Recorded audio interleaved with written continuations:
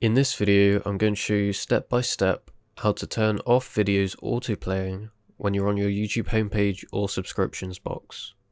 Now, I am on iOS, but this also works for Android, so you can follow along on either. But to do this, obviously you need to load up your YouTube app, and when you're on the homepage, press your profile picture at the top right of the screen, and scroll all the way down until you see settings, and then tap it.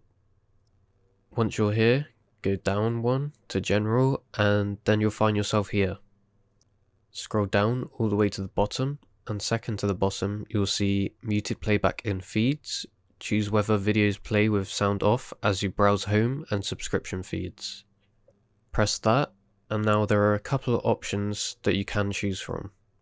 You can choose Wi-Fi only, which means that this feature will only happen when you're connected to Wi-Fi, so that it doesn't use up all your data. But we are just going to select off.